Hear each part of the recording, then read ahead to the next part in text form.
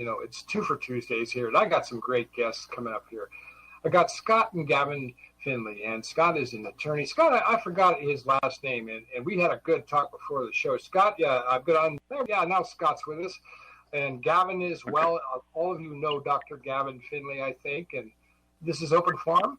We're going to be maybe taking some calls. We'll see about that, but we've got such a lot of content today that I think we're going to probably get by pretty well. Scott, tell us about yourself. You have a background in law, but you're thoroughly in depth with the scriptures.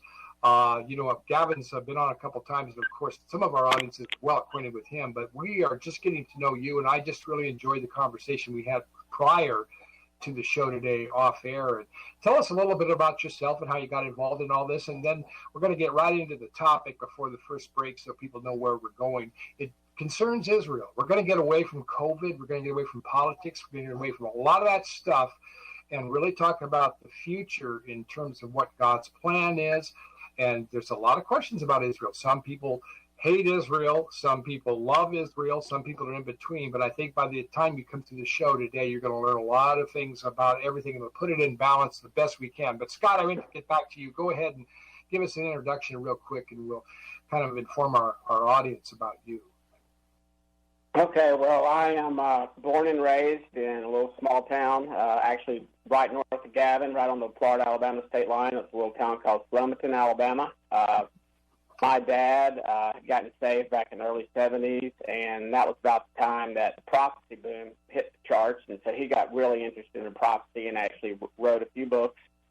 And so pretty much I've been immersed in prophecy and paying attention to, keeping your eyes on Israel since I was a little bitty kid. Then I went to undergrad at Auburn, Auburn University, go Tigers, War Eagle. And then I actually went to law school out on the left coast in Oregon, of all places. So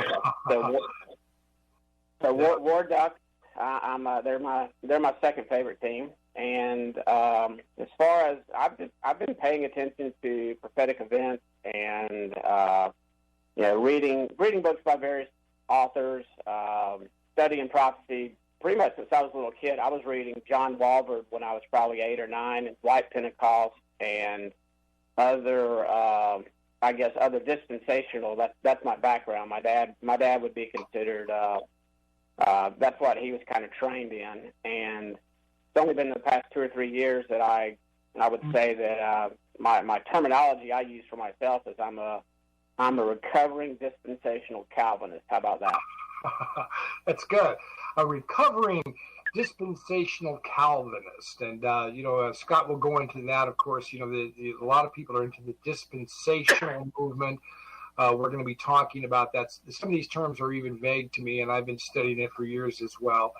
But the whole thing is simply that there's some ways and means by which we will use Scripture to rightly divide the Word of God, rightly dividing the Word of God. We need to study to show ourselves approved. Gavin, we got just a minute or two. You've been talking with Scott. You've hooked up with him. We're doing some conferences right now, and we're doing this radio show. Gavin, you go ahead and maybe kind of set the stage for where this is headed, and we'll try to get into that topic as soon as possible, and until this first break comes up, and then we'll finish up and keep going with it as we progress. Gavin? Okay. Well, the people may well ask, theology and eschatology, end time issues, why should we be involved with those things? Why not just do church and let's not be too worried about Israel or end time issues? But really that's where God seems to pull the purse strings and wrap everything up. So eventually we're going to have to pay attention, because God's going to see to it that we do with the events that occur, and we're already starting to see that. So when we ask ourselves about theology, we have to ask ourselves whether or not bad theology has led to bad politics in times past, and whether or not that's been a grievous thing to our Jewish friends and also to Christians as well. And the answer is yes. If we have bad theology, it leads to bad outworkings in politics and sad, grievous histories. So if we've got a theology that says Israel is over with, then we need to revisit that. Right on. Well, you hear it. First break is here. We'll be right back. Stay tuned, ladies and gentlemen. We're going to get into this feed. Be right back.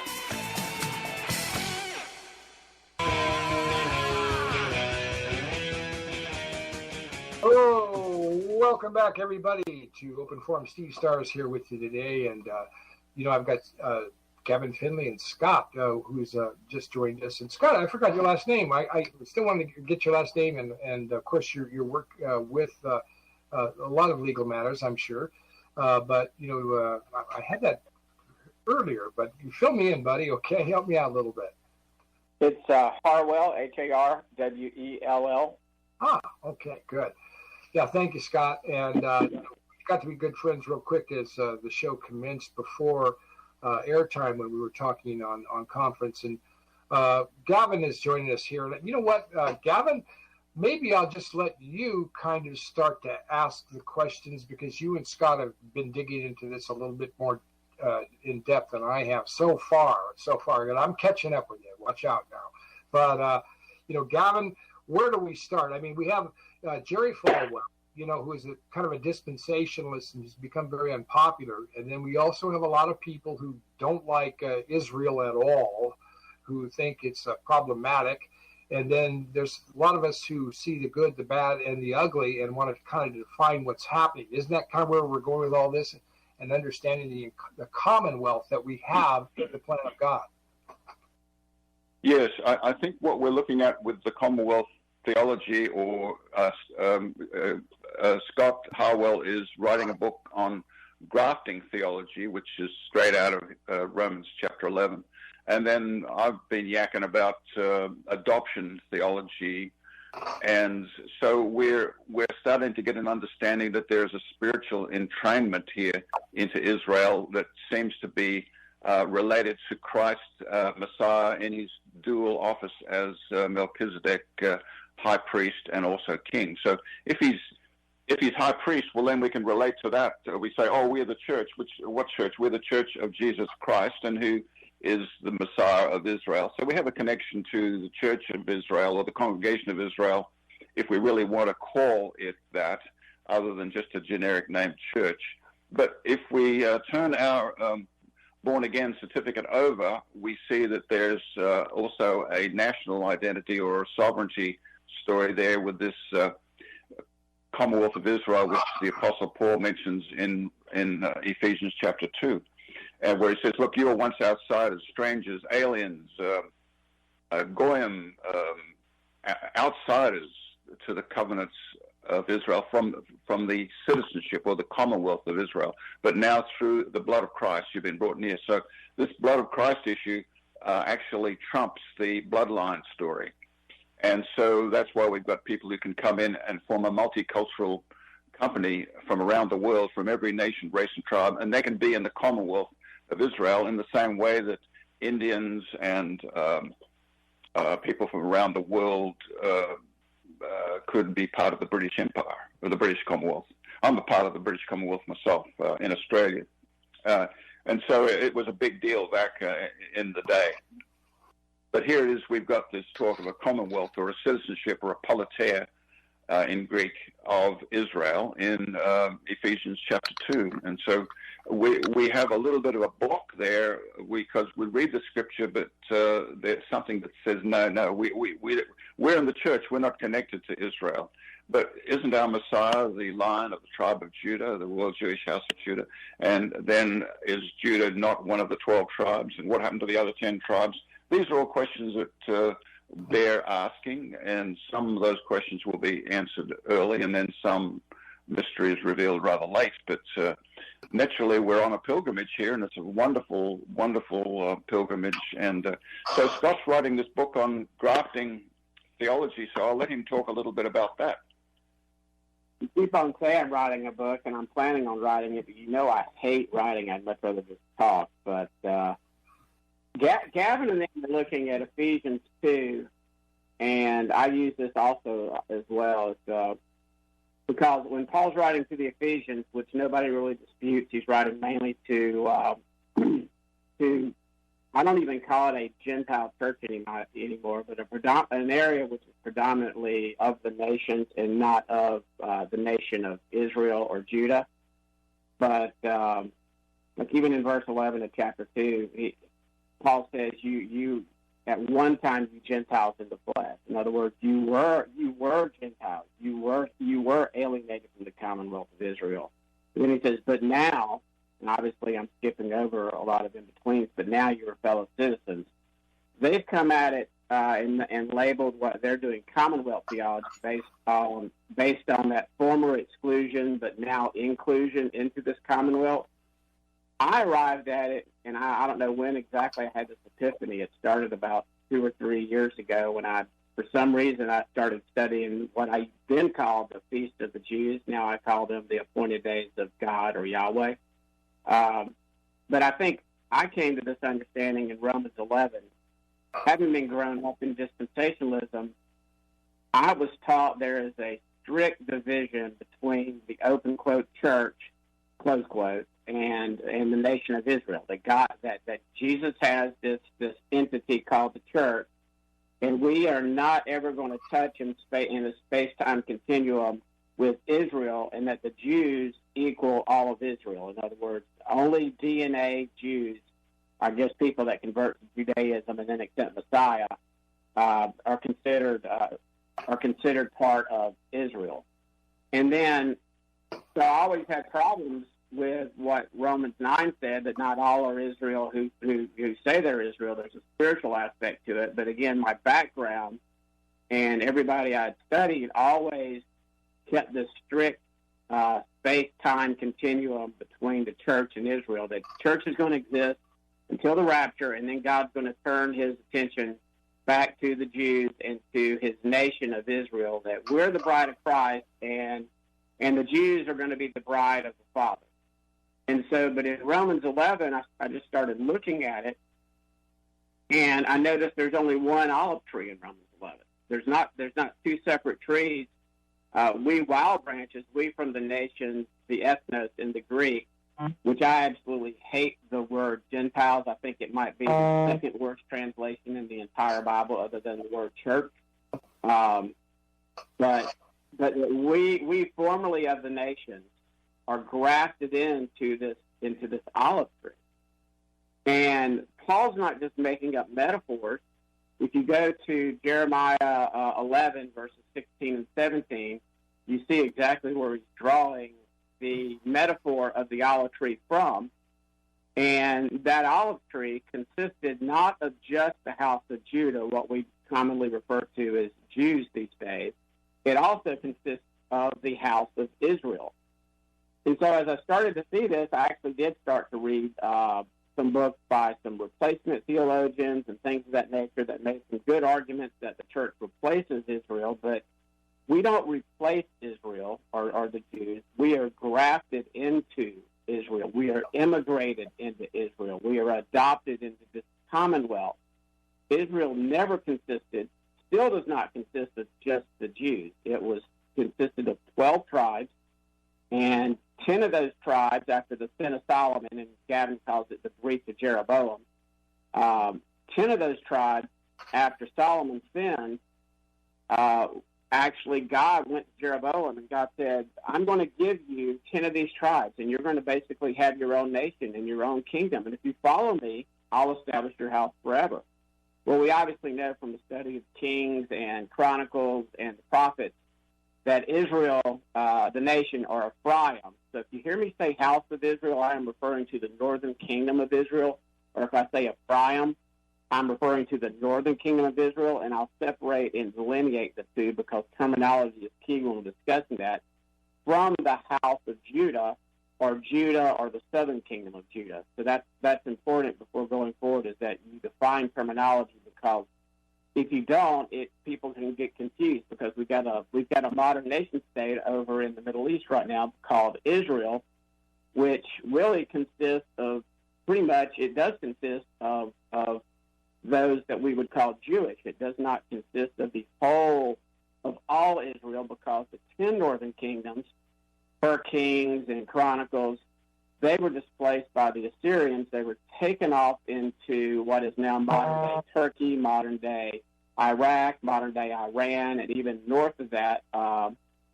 They were displaced, and unlike Judah, they never returned.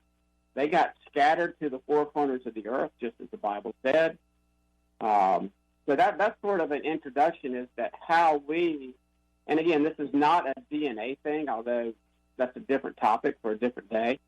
It has nothing to do with your DNA. It has to do with whether or not you're descended from the house of Israel or the house of Judah. You can be grafted into this olive tree that equals all Israel, and you can be immigrated into the Commonwealth of Israel, and you can be adopted as a child of God. So that's sort of a broad outline of it, Steve. Well, that's a pretty broad outline, but it sounds pretty good to me. I hear a lot of things to talk about. I mean, people ask these questions, of course, and there's a lot of them out there. You hear people say, well, are Ashkenazi people actually Jewish? Are they actually the genetic lineage of the Jews? Are the Sephardic those people, and then there are people in Ethiopia that claim that they're descendants from the days of Solomon on. And we've heard so many of these things happen over the years, and we just kind of wonder, who are the real Jews? And is there a real, a bona fide group of people who are Jewish, who have some sort of a right of return to the land? And yet we know that there are people who are set aside as the elect of God, or chosen, not necessarily because they had a position of thinking about it. They were just put in these positions. And, when we see these different arguments, and a lot of people bring them up about the whole arrangement of what God is doing in Israel, I usually point to the idea that, Ezekiel 36 primarily focuses on the land of Israel, L-A-N-D. Now, the people are going to be put there, but God's plan is first to restore the land, and then eventually the things will progress from that point on.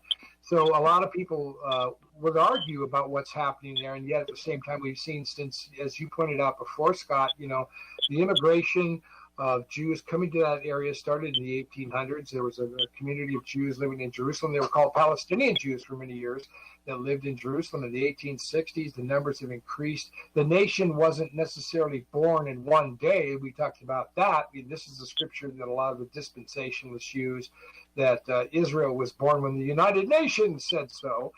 We know that Lord Rothschild and the Balfour Arrangement really started a lot of things in 1917, I believe it was, and it's continued up until now as a right of return. I'm getting off on a lot of subjects, but the point simply is we do know that there is a commonwealth. There is a grafting in process to the covenant of Abraham by faith, that in the Messiah there is neither Jew nor Greek, but a new creation. God is creating a new creation here, friends. It's not about different people, but yet the nations remain distinct, and people are still have an identity. They're just like Gavin said on the back of the certificate, But I'm rambling here. Let me back off and let you guys ramble with that a little bit. How's that sound? Well, on the issue of you touched on something that's a big thing right now. People calling a lot of the Jewish people fake Jews or Ashkenazi Jews. What Gavin and I and Doug Krieger and Doug Hamp and Chris Steinley, it doesn't matter. If they want to identify as Jews, whether or not they are blood DNA descendants from the tribe of Judah, or from the two tribes that made up the southern kingdom of Judah, which was Benjamin and Judah, and many of the Levites, and probably quite a few from Simeon, made up what we now call the house of Judah, which got carried off into exile, into Babylon, about 190 years after Israel was carted off into exile by the Assyrian Empire. And then they returned. And then we obviously know Jesus prophesied over Judah when he says, Jerusalem, Jerusalem. Right. Right. We'll get back to that. Hey, we got a break for a few minutes. Stay right with us. Let's come get even more intense on some of these questions. Right back.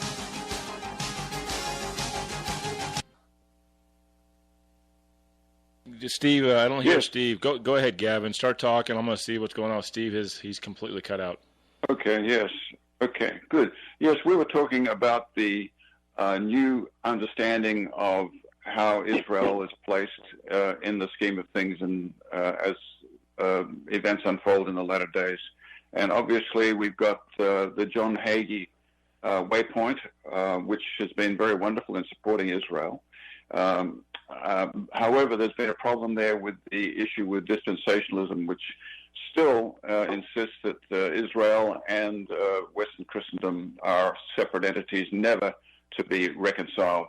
But I've got on with me today a family law attorney, Scott Harwell, and I might just ask him, if you are dealing with a family feud, say a feud that is 2,900 years old between the House of Judah, the Royal Jewish House, and the 10 tribes, and there's a big split, a big breakup, a big bust-up, do you think they need counseling? And how would you go about providing such counseling? And is there a plan of God for the latter days for them to be reconciled and for all Israel to be restored, as we see in Romans chapter 11? So I'll put it to you as a family law attorney, Scott. You got a bad family feud here between the Jewish house and Western Christendom, and that keeps breaking out with these terrible anti-Semitic outrages, which caused terrible, grievous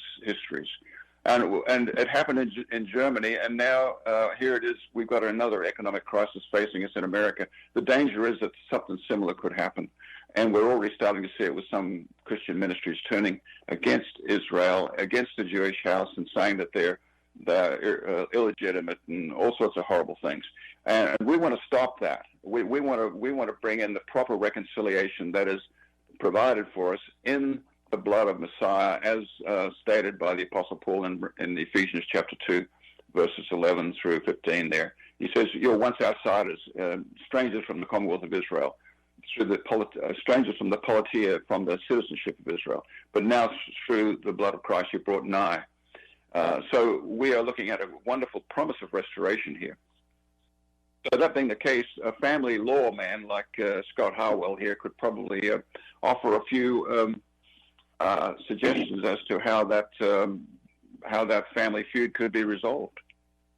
Yeah, I did. I'd probably about 30 to 40% of what was family law, but I do a lot of other types of law. But what I would probably, if in a legal context, what I would recommend is, is probably what you're talking about, counseling. We call it a mediation, where we can get together, and you have a third party neutral that can go back and forth between the two sides and maybe get each open quote side, close quote, to see where the other side is coming from. What we have actually, and again, this has only been in the last 3 years, what we're doing is saying, guys, for instance, replacement theology says the church has completely replaced Israel, but we just want those blessings and promises and all those laws and everything that apply to Israel. That doesn't apply to us. And dispensationalism in the 19th century with John Darby, and as it developed, it came along and go, no, replacement theology, you've got it completely wrong. The church by no means replaces Israel. As a matter of fact, we have nothing to do with Israel. So what they did is they corrected an error, but they threw out the baby with the bathwater. And so you've got one side saying we subsume Israel. God's got no plan for the Jews as a nation, for the royal house of Judah, as you like to say, Gavin, for them as a nation, as a covenant people. All those promises in Isaiah and Ezekiel and Zechariah specifically, all those are we got to spiritualize those, because if we get too literal on the replacement theology, the Catholic side, the Reformed theology side, then oh my goodness, sure does look like God's got a plan for Judah, and we don't want, And then, like I said, and then on dispensationalism, they're going, no, God's got a plan for Israel. The Jews equal all Israel, and the church is the special thing, and by no means do we replace Israel. And I'm sitting here now that I see this, I'm going, guys, you're both right and you're both wrong. And that's where this Commonwealth Grafting Theology takes the correct position from replacement side and says, yes, we are part of this Commonwealth of Israel. We are certainly grafted into the olive tree that consists of both the house of Judah and the house of Israel. It's not a DNA thing, never has been. Caleb was of the tribe of Judah, but Caleb was not a DNA descendant from Jacob. Caleb was a Kenizzite. He was one of probably those mixed multitude that left Egypt. Most people just can't get it through their thick heads that the nation of Israel was never just about being a descendant from Jacob. So that's what I was talking about earlier about the Ashkenazi. I don't care if they're Ashkenazi Jews. I don't care if they're Japanese Jews or Ethiopian Jews or Native American Indian Jews. It doesn't matter to God either. What God wants them to do is place their faith in Messiah. And then they can truly be part of Israel. And you break down that, like in Ephesians, you break down that wall of division that the oral law, the traditions of the Jews had raised up, and where they had even created a law that a Jew could not even eat in the home of a Gentile. That's not part of the Torah. That's not part of anything that Moses wrote. That was additional add-on commandments that Jesus just slammed the Pharisees for. So as far as reconciling, what you would want to do is the mediator, if they could put both of these groups into the room with one another, at least within the body, or if you had, say, some Orthodox, if you're dealing with, say, Orthodox Jewish people, not Jews that are atheists or Jews that are agnostic, but if you're dealing with Orthodox Jews, what the mediator would want to do is show them that, look, we are your long-lost brothers and sisters. I think it might be Ezekiel 25 where it talks about the two sisters, and one was a harlot, and then the other one harloted even more so. We again, this is not a DNA thing, but the house of Israel went completely apostate. Okay, sounds like we got another break. I am here back on phone line after all things are crashed. I'll be right back with my great guests, both Scott and Gavin. Stay tuned to Open Forum. Two great guests that are talking about it, Scott and Gavin back again. All right, so there's all this conversation. We know these kinds of things happen. And we know that there are people out there who really just don't know whether there's something real about Israel or whether there isn't. And why are we supporting this? And why is all this turmoil in the nations all over the world? Look at this recent peace agreement. Now Turkey and Iran are upset because this alliance with the United Arab Emirates took place. The Palestinian issue had still not been fixed or changed. And we'll talk about a lot of these things, and plus the end times, because I think if you're a Christian, you know something else is coming. It's called the end times and the abomination of desolation. And that is a real event, and we're talking about the temple being rebuilt. This is also part of that whole situation. So I'll just get backing out of this again. And Gavin, why don't you ask another question, and let's just keep going with where we're going. Okay, Steve, I certainly do appreciate this opportunity to share some of these things.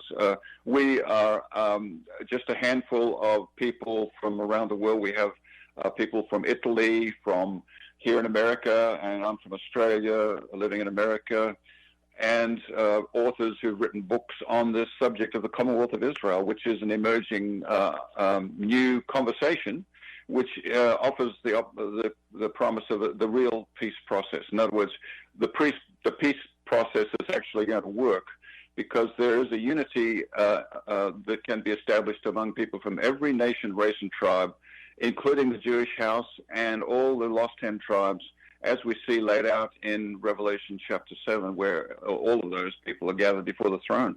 So God has a big, all-inclusive wrap-up plan to reconcile the two feuding houses and also to bring in a huge multitude, the true multiculturalism from around the world. And the secular multiculturalism is not going to work because they're going to try to force the United States to become a blueprint for the United States of the world. It's not going to work and they're going to try to bring in religion to sort of make it work under a harlot system initially, and then it'll be Antichrist, basically. So it's not going to work, but Messiah still stands there ready to receive his people from every nation, race, and tribe. The Jewish salvation, big time, is going to happen in the latter days, as we see in Zechariah chapter 12. And we are already seeing wonderful numbers of Jewish Christians emerging all around. And they are being a wonderful blessing to us. They're actually helping us to appreciate God's righteous rule and law, because Western Christendom is turning into a lawless bunch of people who want to divest themselves of their own police. I mean, really, police.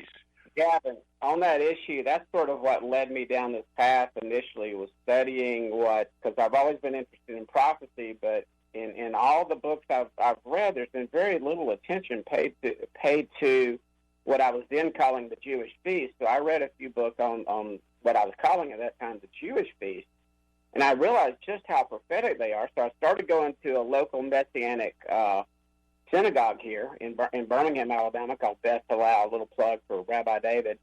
And so I really enjoyed it. I was learning a lot of new things. So I started buying some books and watching YouTube videos by Messianic teachers, and went on a trip to Israel with the congregation there at Beth Halal within like two or three months. So I got to go to Israel for the first time. But it was sort of that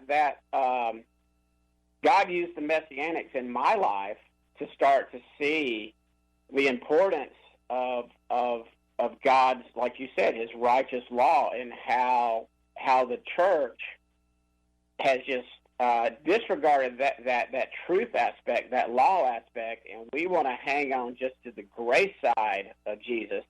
But Jesus was both grace and truth. There's my both and thing again. It's not either or, it's both and.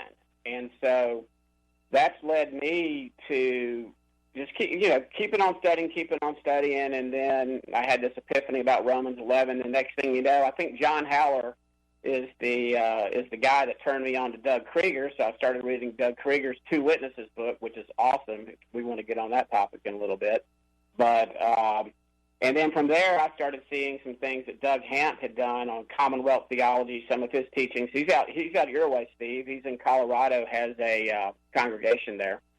And I'd actually seen some of your stuff years ago, Gavin, on the internet, your website, and so anyway, I think that's how you get exposed to new information. Versus when you're raised in the church, you get brought up one way or the other, and you usually stay in that lane, and you do not want to see any oncoming traffic that's going to make you change your theological paradigm.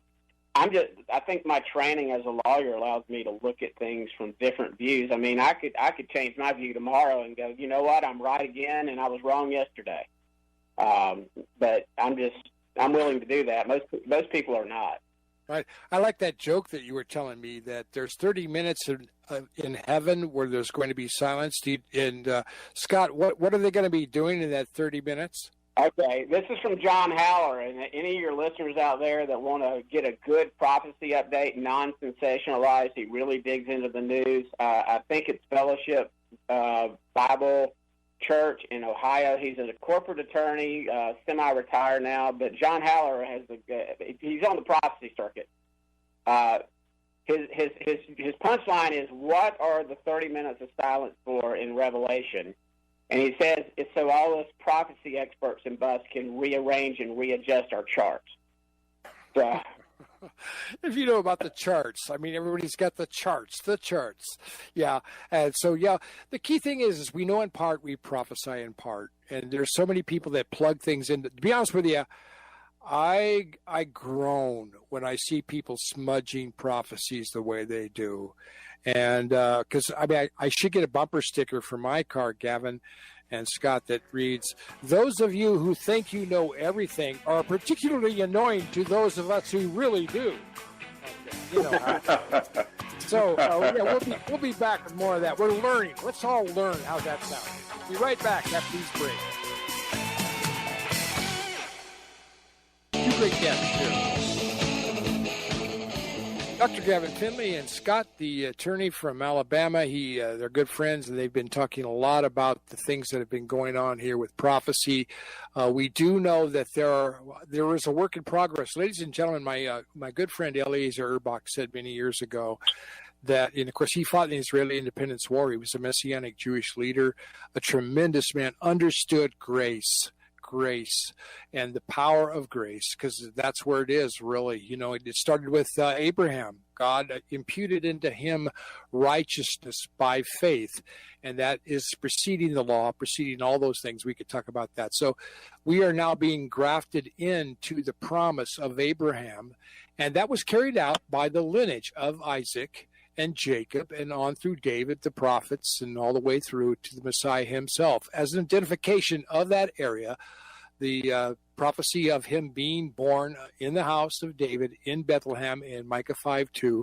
There's a place for these people, isn't there, Gavin and Scott? There's a place for the people in this whole thing to hold the real estate, or at least an identity together here, because that's really where it's all going for all of us. And in Abraham shall all the nations of the earth be blessed. Isn't that right? Oh, we talked off air about shall a nation be born in a day, and I see the fact that the house of Judah, the Jews, having been kind of restored partially to the land, as being a precursor and a conditioned precedent before Messiah can return, because they had to be back in the land after being scattered for over 1,800 plus years in order for prophecies like Zechariah to be fulfilled, in order for when Jesus says, Jerusalem, Jerusalem, how I want to gather you as a hen gathers her chicks, says, your house is left to you desolate. You will not see me again until you say, blessed is he who comes in the name of the Lord. And we know he returns to the Mount of Olives, and I believe the Jewish leadership and the Jews as a people they needed to be returned and restored physically to the land for ultimate prophecies to be fulfilled. So, but I don't believe it's an ultimate fulfillment, and that's where there's sort of some preterism and some historicism and some polemicism there. But we're looking for the futurism part of that aspect to be fulfilled, and that's fulfilled at the very end of this age. Gavin? Yes. You mentioned, Steve, the Abrahamic covenant and grace. I mean, it wasn't as if grace began 2,000 years ago at the cross. The grace was there with God all through. I mean, he showed his grace to all the saints of the Old Testament that we see listed in Hebrews chapter 11. And they were a pretty ragtag bunch of people in many ways. One of them was the harlot Rahab, and yet she's in the lineage of Messiah. So God is extremely gracious, and he was saving souls the same way all through on both sides of Calvary. People have always been saved the same way, by grace through faith in the atoning blood of Israel's promised sacrifice lamb. And the Old Testament saints didn't have as clear a view of how that was going to play out, but after the coming of Messiah in his first role as a suffering servant, the sacrifice lamb, we've got a better view of that. But those old saints, they knew by faith that God was going to do this. And they didn't have the details, just like we don't have a lot of the details, but they operate by faith, and that's the faith of Abraham. It's very wonderful. Sure. Very good, very good. We're going to continue with this. Ladies and gentlemen, this is going to get intense in the second hour, really intense. We might even take some calls. Stay with us on Open Forum. We'll be right back here on KHNC, the Roar of the Rockies.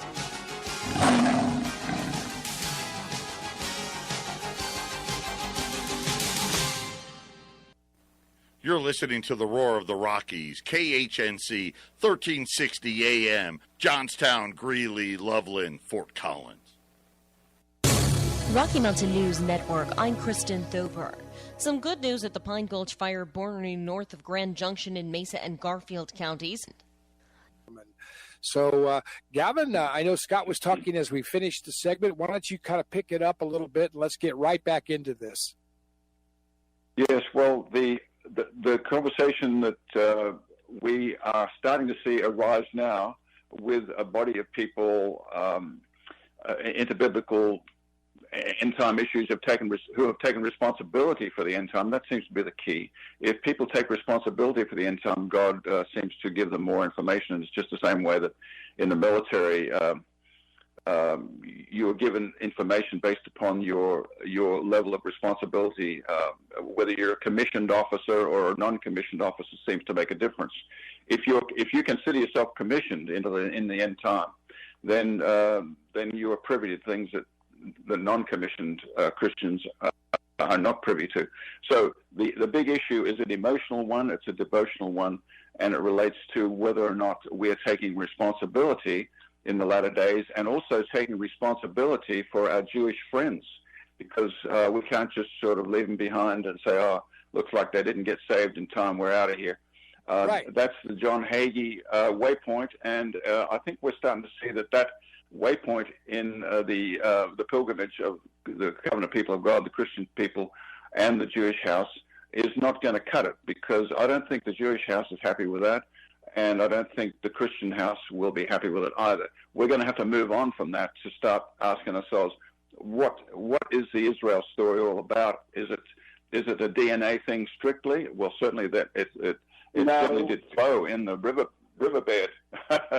It flowed in the riverbed of Israel in times past. But to say that after Pentecost that it was all in the riverbed of Israel, look what happened. The Holy Spirit outpouring that came out of Israel went out to every nation, race, and tribe, and it's continuing to do so.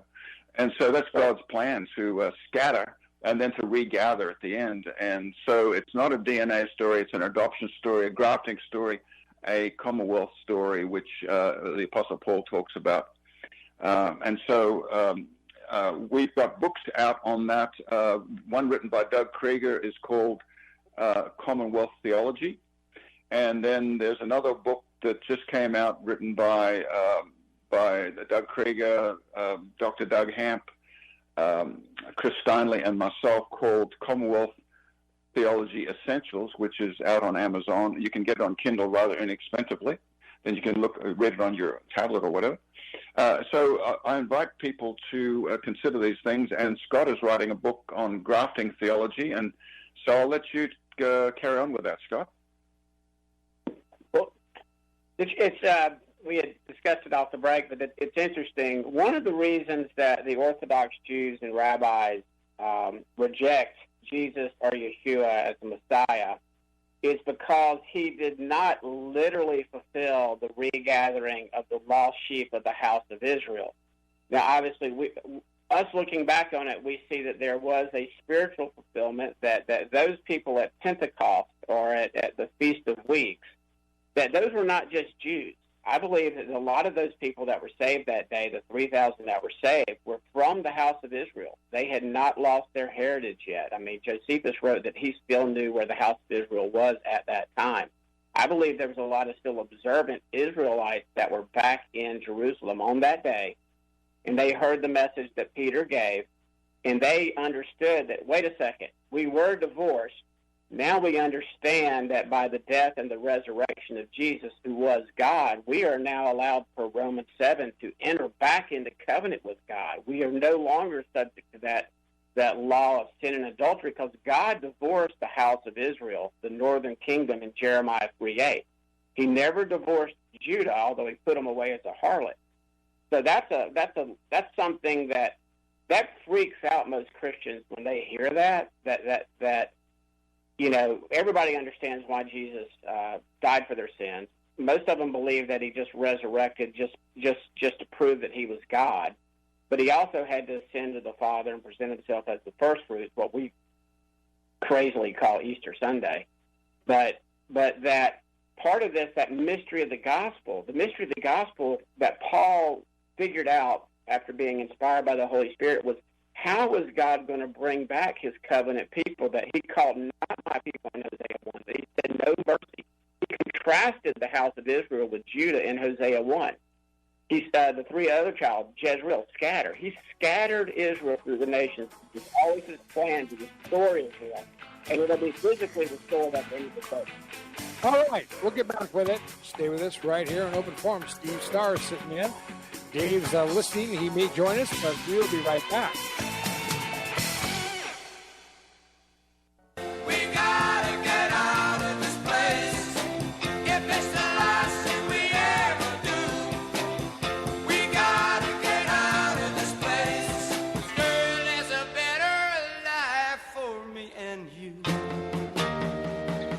Yeah. Gotta get out of this place, huh? Well, I know that John Hagee and the people with the maps and charts have all got it figured out that only the Jews are going through the tribulation. All the Christian people are going to fly away in the rapture. And we don't have to worry about the mark of the beast and HR 6666, which Bill Gates is trying to push right now, which is basically a vaccine trace act, which will actually be tied into your bank account and your social credit score. And if you don't cooperate, well, they'll just empty out your bank account, no problem. You track you everywhere you go. And since you're a danger to everybody, according to Dershowitz, who says that everybody should be forced to take a vaccine, just like I guess everybody was forced to take a number branded on their arm in the concentration camps. Right, Alan? Sorry. But no. I hate to go there with all that right now because we've been dealing with so much of that. But ladies and gentlemen, this thing is real. It's real. And they're trying to bring it down. They want to lock down on everybody. They want to control you. They will at first say you cannot buy or sell unless you take this mark of the beast, which is coming after they build the temple in Jerusalem. He's going to show up according to Daniel 9. We know about the 70th week. I'll maybe get into some of that stuff. Steve, I got a caller, Myra. She just wants to have a comment. Okay, yeah, we got Myra. Hang on. Bring her on in. Thank you, Jason. Yeah, Myra, what do you have to say? Well, I was glad to hear him mention or refer to the believers as soldiers, and because I felt like the Holy Spirit gave me a word from the Lord that is what he expects to find when he returns. And it reminds me that the churches, unfortunately, have so made the Christians so ineffectual because of they're supposed to be passive and accept anything. I think so. The references about turn the other cheek. He was talking to the disciples who were meant to be to teach the proper conduct, not to retaliate, etc. To their disciples. But anyway, he will return with us as warriors with him to put down all evil when he sets up his kingdom. And so I'm just been dismayed that the churches teach that we're to just turn the other cheek, be passive, take whatever happens. That's not in his will at all. I don't believe that. I think that he expects us to stand up, as so many of the wonderful patriots are right now, and that he intends for us to fight for what he's given to us and to humble ourselves before him so that he can lead that fight and help us win. And thank you for taking my call. Yeah, thank you, Mara. Yeah, I believe that too. I believe that we are supposed to be occupying until he comes, and that means tribulation or no tribulation. That means we need to stand up against these things. Not necessarily take up arms, to be or not to be, whether it is more hideous to suffer the slings and arrows of hideous fate or take up arms and thereby resist them, as Hamlet used to say. But I hear Gavin clearing his throat. He must have something to say. But, the bottom line is we are to be active right now. And, a lot of people don't seem to think that it matters much whether we allow these things to continue down the road they're going. And what if they're wrong and the mark of the beast is going to be out there for everybody? First, you can't buy or sell, and then they'll say, no, you're going to die if you don't take this. It's going to get worse, friends, is what I'm saying. Gavin, Scott, I didn't mean to interject all this horror story dystopian nightmare scenario, but it's very real, and we're watching this same thing start to happen right now. Look at all the people wearing masks because they're afraid of this virus, and yet the evidence is that these masks don't do anything to help you, but they're locking down and they're obeying the government, and we're losing our rights. I'll back off and let you guys, Gavin, Scott, go ahead. Yes, I think was it Myra that just called in? Yeah, it was Myra. Yeah, I think she's spot on. I think for us to just stay idly by, part of the reason why the judgment has come to the house of God has clobbered the church badly. It says in the scripture that judgment comes first to the house of God.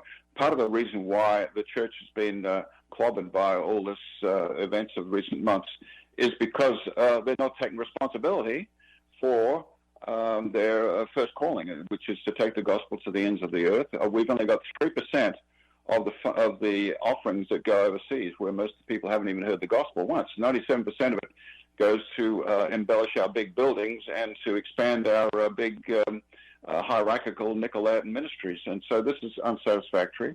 God has got a bigger plan than that. And so, and then the big war is a spiritual war. It's an information war, and it's a political war as well. As much as we can do it, and as long as we can do it. So America is in the crosshairs there for the as Puritans. The Puritans in England went across the water to America, and so the city on the hill right now needs to be defended as America, and if that city on the hill fails, we've still got another city on the hill that Abraham saw, which is a spiritual house. So we don't have to be dismayed, and remember there's a big spook chaos agenda trying to put fear into people, and we need to fight the good fight on two fronts, the spiritual front and on the political front, as God gives you the unction to do so. And so I would encourage people to take what Myra said very seriously, that we need to take responsibility and to remember that God has a plan, a purpose, and there is a meaning for all the events that are happening around about us right now. Right. Scott, you got something to add to that?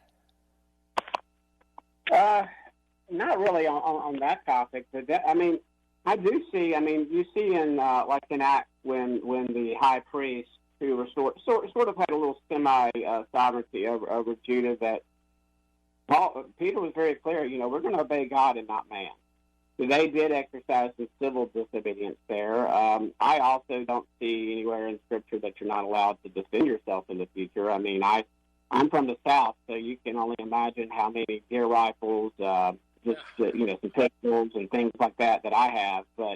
And I don't view this as fear-mongering. I view this, if we're at the end of this age, unlike the dispensationalist 7-year pre-trib rapture people who think they're going to get whisked out of here, which I would love to be wrong. I would love for them to be right, but they are not getting prepared to persevere and endure what we're about to go through. But we should not fear. The worst thing that can happen to us is we get killed. And guess what? Then if you believe your Bible, you're better off anyway. You're with Christ immediately. You don't even have to endure and persevere through the final 7 years. But there is that glorious, blessed hope of His appearing.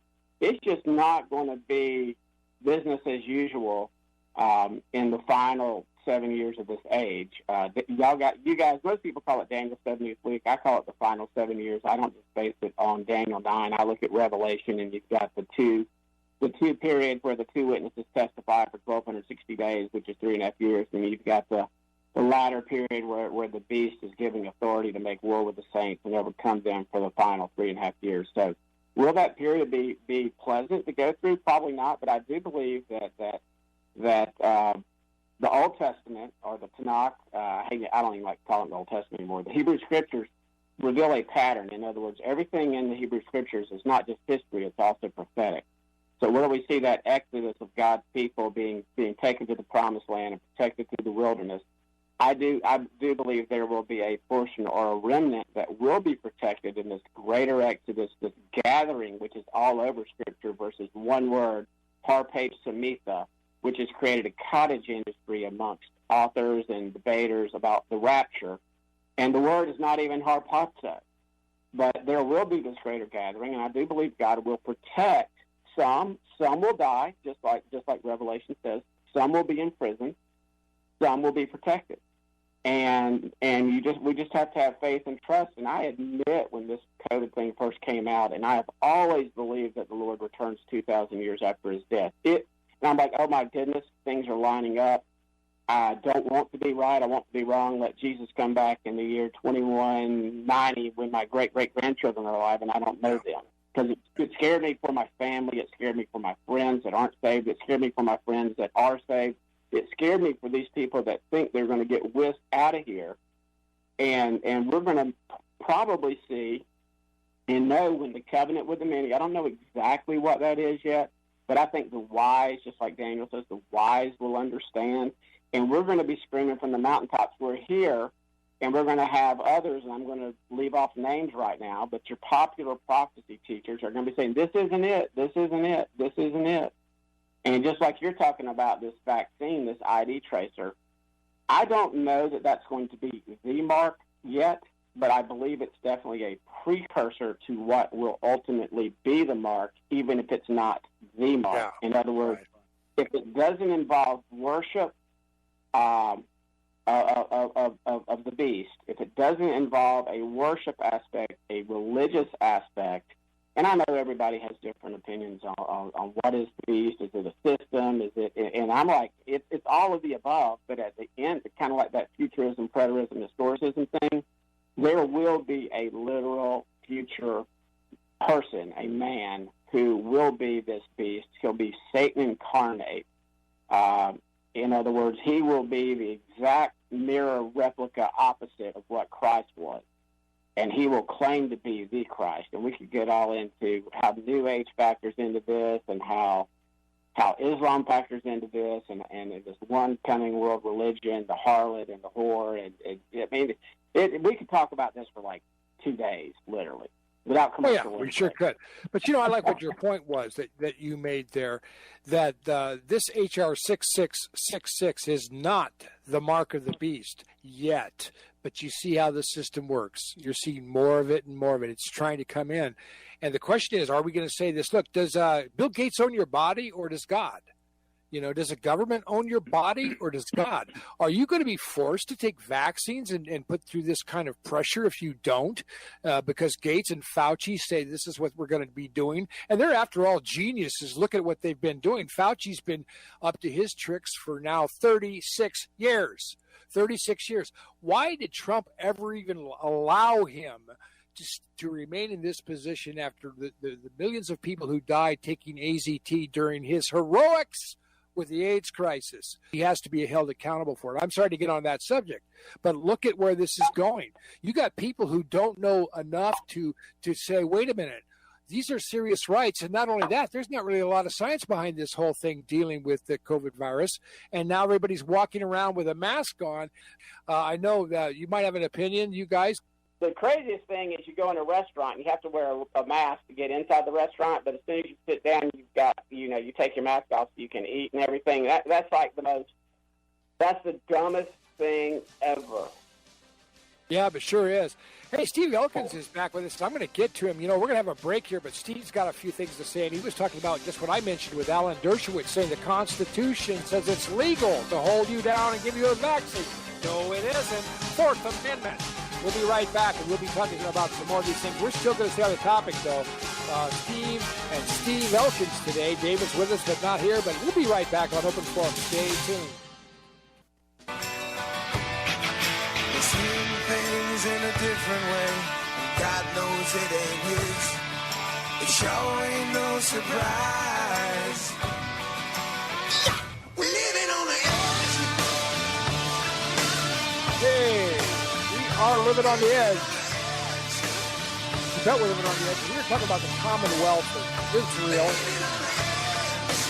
the kingdom of God, not just a nation, but a lot of people think this is just going to be a nation where, a lot of Jewish people believe it's a nation where they're going to rule the world. And they've been thinking that since Peter was talking about that back in the days of Jesus. And Jesus said, get behind me, Satan. You don't know what's going on here.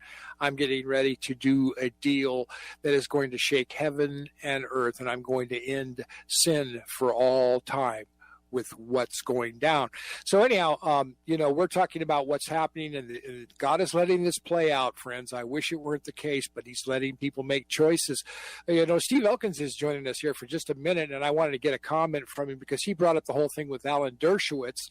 And I know this doesn't seem to fit into the Commonwealth of Israel argument, but everybody's facing this issue as to whether we are going to bow down and worship the beast eventually, or whether we're going to, give up our lives if necessary, as this continues on into the end times. It's going to be a time where, just like in the days of Noah, they're fooling around with genetics. They're doing all kinds of ugly things with these vaccines. They're telling you that your body belongs to them, and this is the whole thing. But Steve, I know you mentioned Alan Dershowitz in the chat room. Did you want to make a comment? Well, no, I don't know where in the Constitution he would find that it was illegal in the Constitution, the U.S. Constitution, to say that they could hold you down, the government can hold you down and give you a vaccine against your will. I don't know where he pulled that one out from.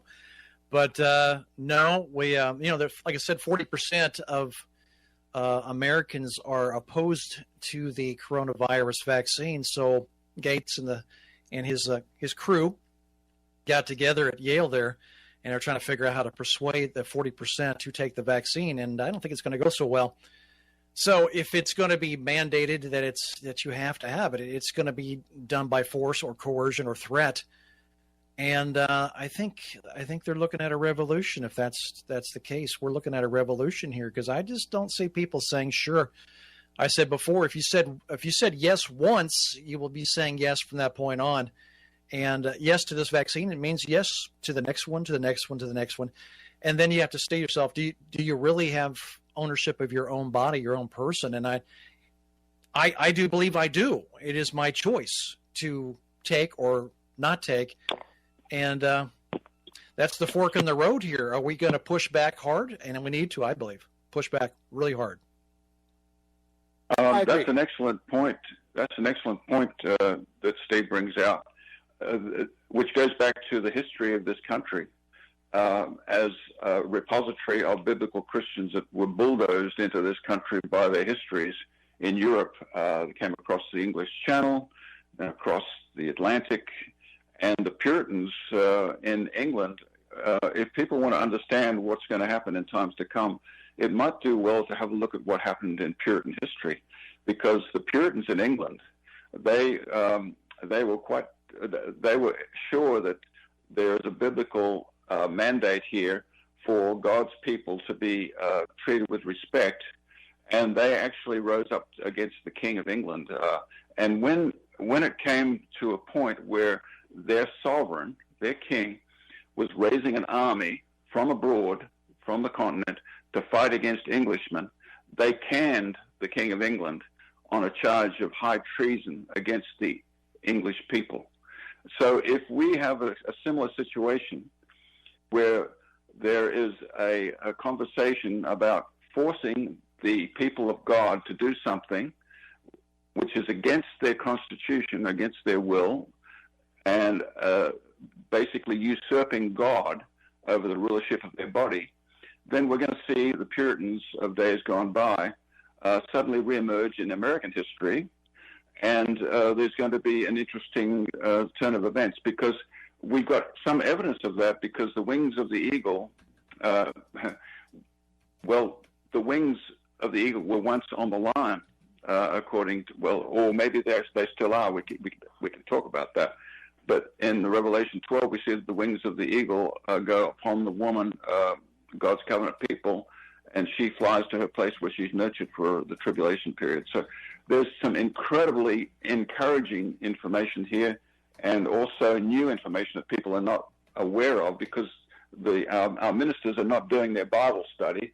They just want to read Purpose-Driven Life and The Shack, and they kicked out their Bible teachers, the little ladies that taught scriptures in the Sunday school. They kicked them out, and they put book reviewers into the churches.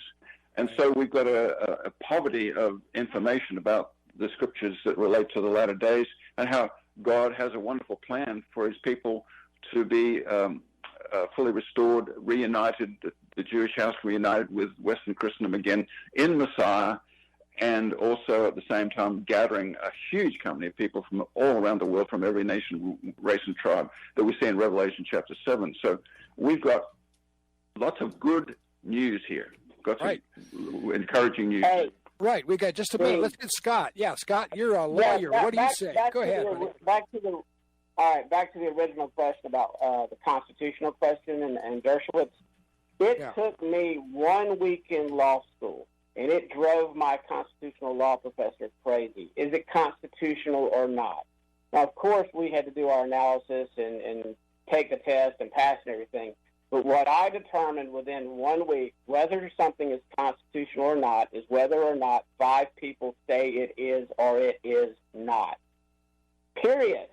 You have no rights other than what 5 people on the Supreme Court determine your rights are. And if that isn't borne out by the gay marriage issue, by the abortion issue, by the most recent twisting and distorting of statutory interpretation on Title VII, by saying that sex means transgender and the LGBTQ movement, again, what is constitutional is what 5 people on that Supreme Court say is or is not, and those are what your rights are. I mean, I'm sorry to, bust everybody's patriotic bubble. It is what it is. Well, there you have it. There's somebody who's talking from the legal aspect of all this. And Steve, you might have a comment. I mean, at what point do we say, how far have we drifted from the original Bill of Rights into what they say is constitutional now? And that's a question, I guess. Well, hey, we opened up a big can of that whoopee stuff, and we're going to get back to it. Friends, this has been one of those shows, and we talking about a lot of things. Stay with us, because we're not finished yet. We'll be right back on Open Forum here on 1360 KHNC.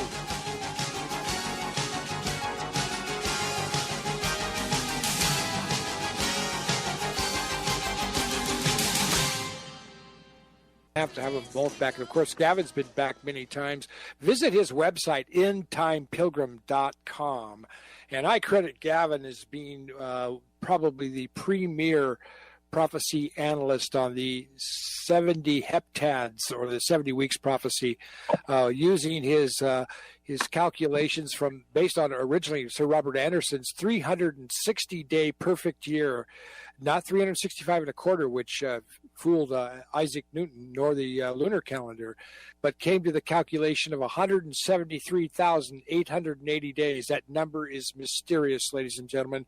Try your calculator. You can multiply it evenly by 2, 3, 4, 5, 6, 7, 8 in odd multiples, 9, 10. It's not multiple by 11, but 12, not 13, but 14, 15, 16 is a double of 8. It doesn't work.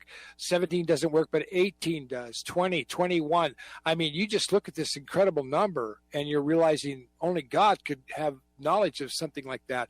He predicted the exact date of Holy Week, and you won't find this in the New Testament. What year did it actually happen? We've been talking with, both Scott and Gavin, but Gavin figured it out from the exact number using the lunar cycles Nisan to Nisan, and it figures exactly from 445 BC to 32 AD, and that's what Jesus said when he rode into Jerusalem. If you'd have known this day, it puts it right on the day mark.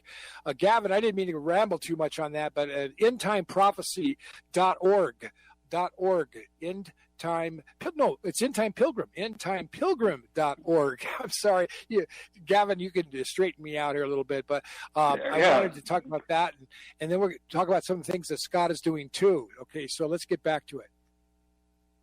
Yes, it's endtimepilgrim.org, Steve, and if you want to look at the redo of Sir Robert Anderson's work from the 19th century on the 70 Weeks Prophecy, just go to endtimepilgrim.org/70WKS1.htm. And unfortunately, Google has demoted that particular page for some strange reason. Really? It used to be up the top of the list. But anyway, yes, the conversation about the 70 Weeks Prophecy is starting to become back into focus again. And yes, it was a perfect In fact, the Magi who went looking for the Christ child, they knew the prophecy, and they knew roughly when Jesus was going to appear as Prince. And it was about 30 years before that they started appearing and wondering where is the promise of the King of the Jews. And amazing that these wise men knew that. Yeah, they knew the 70 weeks prophecy, but our churchmen today, 70 weeks prophecy, what's that all about? I mean, so anyway, I used the NASA moon phase data to redo the work of Sir Robert Anderson. And then, strange to say, 4 years ago in 2016, NASA took down all their moon phase 6,000-year calendar of the moon phase data. So it's not accessible on the NASA website anymore, but it can be found on astropixels.com. And so you can go to astropixels.com and you can basically trace out the work of Sir Robert Anderson based upon the Nissan moons. So that basically confirms that there is a future 70th week, a future 7 years, and it's divided into two chunks, and it looks like the first half is going to be under some harlot coexist kumbaya system of ecumenical religion. The guy who sets up the thing and makes the deal, he will step aside. He's too smart to jump in politically at that point. So he says, look, we need all the religions of the world to come together, and we'll work this thing out through committee meetings, ecumenical committee meetings. And that's where John saw the harlot riding the beast in Revelation chapter 17. But halfway through, we're not going to see 666, and the people that are frightening us right now about 666 with the vaccines, that's not going to happen until halfway through the final 7 years. So they can put those worries to rest as far as being labeled and marked. And like Scott said, worship has to be involved with this marking as well. So if they hold you down and brand you as 666, you're not doomed for an eternal destiny of torment. You would have to worship the beast. That's what he requires. That's the whole point. The whole point of Lucifer is he wants worship. So this is the way he wants to go and get it. So that's his ultimate goal, not necessarily to hold people down and brand them with 666. He wants worship, and worship is part of the 666. It's important for people to know that so they don't get worried and spooked in this chaos agenda that we're in. So. Right. And Gavin, it's going to be something people want to take. I think it's going to be a promise, sort of like a genetic modification, transhumanism, something to where we too, oldest lie in the book, where we too can become God. We can become immortal. We can become like these sons of God that came down in Genesis 6 and things of that nature. So it's going to be something that's palatable for mankind, not something that unbelievers are going to resist. It's going to be, those with knowledge, those with wisdom, those who know the Scriptures will know exactly when it is the open quote the mark. But I do believe what we're seeing is a precursor. It's setting up mankind to perhaps genetically modify our DNA. Again, Gavin, you're talking to a doctor and a lawyer who are well probably schooled in your truther / I don't like to call them conspiracy theories, but your truther movement. I take everything I read with a huge grain of salt. I try to test everything. Some things I can't test, but we're I guess what you would call woke believers. We don't really trust anything that we necessarily see on the internet or from mainstream media. So we're unique in that regard too, in addition to our interest in prophecy and this Commonwealth Theology. So. Right on. Well, we will be back with one final segment here. Some great guests today. We're going to have him back. And Steve is still with us, too, I think. We might get another comment from him. Stay with us right here on 1360, the Roar of the Rockies.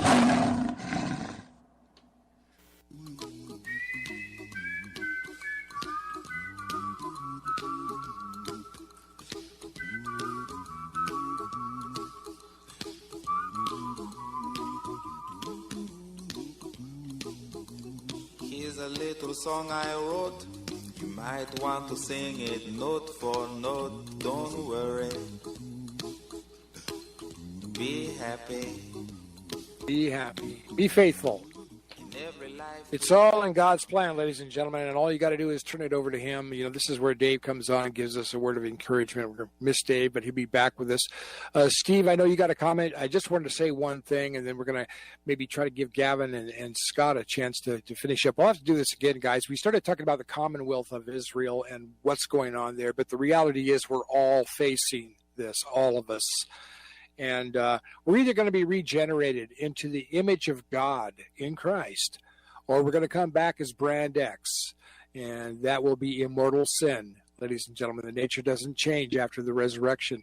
Everybody is going to resurrect. Everyone, good and evil. Adolf Hitler will resurrect. Joseph Stalin will resurrect. Abraham Lincoln, George Washington, people like that. Everyone is coming back to an eternal, immortal body. But the soul, if the soul isn't transformed to live harmoniously with God forever in eternity, what is going to happen is soul and body will have to be destroyed in the lake of fire. That's what's going to happen. The human race is being divided. It's ugly. It's scary. But we're seeing it. We're being split apart right now for eternity. And if you're not regenerated into his image, you won't be getting into the new kingdom because you will no longer fit in the system, the new software, you might say, of the new world. And there's going to be a whole new heaven and a whole new earth after the 1,000 years. But, Steve, a quick comment. Then I want to try to get something really fast out of both. Yeah, I want to say one thing about that is that the core of our foreign policy, unfortunately, needs to be rewritten. But the core of our foreign policy is that we will protect Israel with the lives of American soldiers, Americans. And that must go away. I'm a nice guy, but that has to change. I'm willing to take care of my own people, my own country. Our needs are first, not Israel's. And so that our foreign policy needs to be changed. Oh, good point. Gavin, Scott? Yes, I'll just basically give a pointer to this Commonwealth of Israel conversation. There is a book by Doug Krieger, Commonwealth Theology, available on Amazon. There's also a book called Commonwealth Theology Essentials by the four of us on Amazon as well, and also on Kindle. And also you can go to my website, endtimepilgrim.org/coi.htm, and there's a whole slew of videos on the things that Scott and I have been talking about today. And Scott's on one or two of those videos as well. So we've got opportunities for this conversation to advance because it is the true peace process that is going to bring the true peace that's lasting upon this world. Right. Well, a lawyer always gets the last say. So, Scott, what do you got to say, buddy? Not always. On the political spectrum, I am the most apolitical person I know.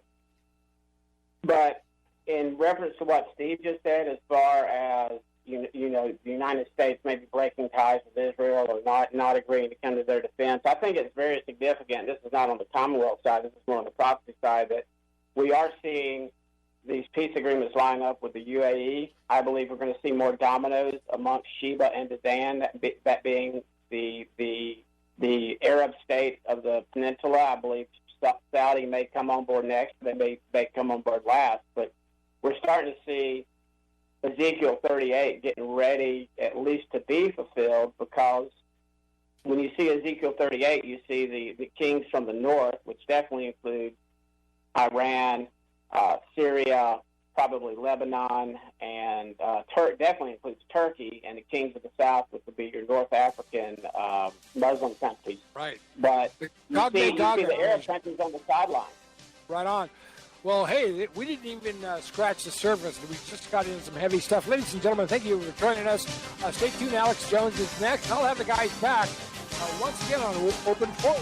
Stars bidding you a good day, and we will be back next week. So prepare a show next time tomorrow at 11 o'clock right here on Open Court.